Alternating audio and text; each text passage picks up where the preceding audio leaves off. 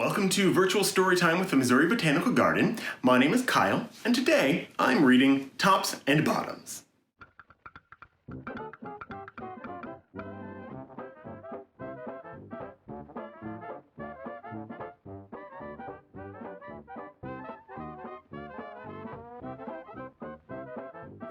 Tops and Bottoms, adapted and illustrated by Janet Stephens.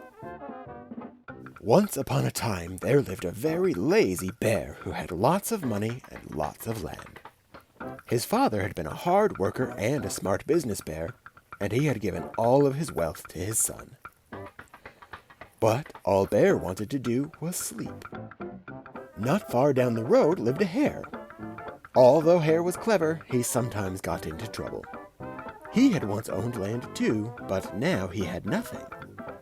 He had lost a risky bet with a tortoise and had sold all of his land to Bear to pay off the debt. Hare and his family were in a very bad shape. "The children are so hungry, Father Hare. We must think of something," Mrs. Hare cried one day. So Hare and Mrs. Hare put their heads together and cooked up a plan. The next day, Hare hopped down the road to Bear's house. Bear, of course, was asleep. "Hello, Bear. Wake up. It's your neighbor, Hare, and I have an idea." Bear opened one eye and grunted. "We can be business partners," Hare said. "All we need is this field right here in front of your house, and I'll do the hard work of planting and harvesting, and we can split the profits right down the middle. Yes, sir, Bear, we're in this together. I'll work and you sleep." Said Bear. "So what will it be, Bear?" asked Hare. "The top half or the bottom half? It's up to you, tops or bottoms." Let's see, Bear said with a yawn.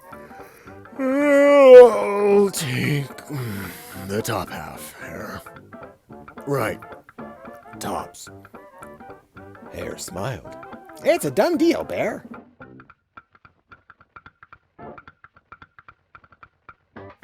So Bear went back to sleep, and Hare and his family went to work. Hare planted, and Mrs. Hare watered, and everyone weeded.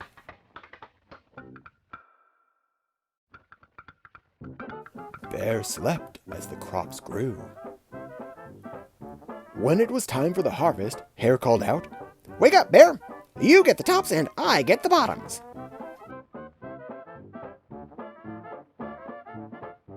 Hare and his family dug up the carrots, the radishes, and the beets. Hare plucked off all the tops, tossed them into a pile for Bear, and put the bottoms aside for himself. Bear stared at his pile. But Hare, all the best parts are in your half." "You chose the tops, Bear," Hare said. "Now, Hare, you've tricked me. You plant this field again, and this season I want the bottoms." Hare agreed.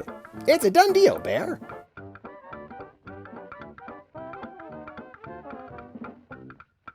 So Bear went back to sleep, and Hare and his family went to work. They planted, watered, and weeded.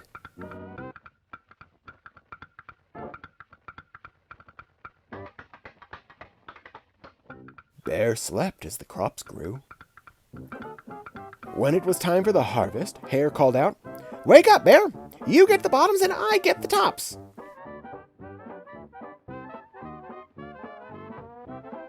Hare and his family gathered up the lettuce, the broccoli, and the celery. Hare pulled off the bottoms for Bear and put the tops in his own pile.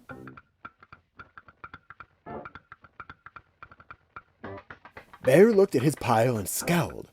"Hare, you've cheated me again." "But, Bear," Hare said, "you wanted the bottoms this time." Bear growled. "You plant this field again, Hare. You've tricked me twice, and you owe me one season of both tops and bottoms."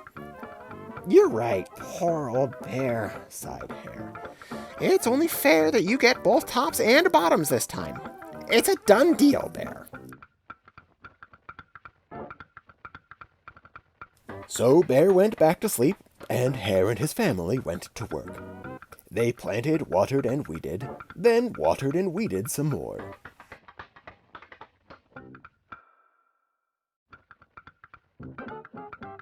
Bear slept as the crops grew. When it was time for the harvest, Hare called out, Wake up, Bear! This time you get the tops and the bottoms. There in front of Bear's house lay a high field of corn. Hare and his family yanked up every cornstalk. Hare tugged off the roots at the bottom and the tassels at the top and put them in a pile for Bear. Then he carefully collected the ears of corn in the middle and placed them in his own pile. Bear rubbed his eyes and watched. See, Bear? You get the tops and the bottoms. I get the middles. Yes, sir, Bear. It's a done deal. By now, Bear was wide awake. "That's it, Hare!" he hollered. "From now on, I'll plant my own crops and take the tops, bottoms, and middles." Hare and his family scooped up the corn and hopped down the road toward home. Bear never again slept through a season of planting and harvesting. Hare bought back his land with the profit from the crops, and he and Mrs. Hare opened a vegetable stand. And although Hare and Bear learned to live happily as neighbors, they never became business partners again.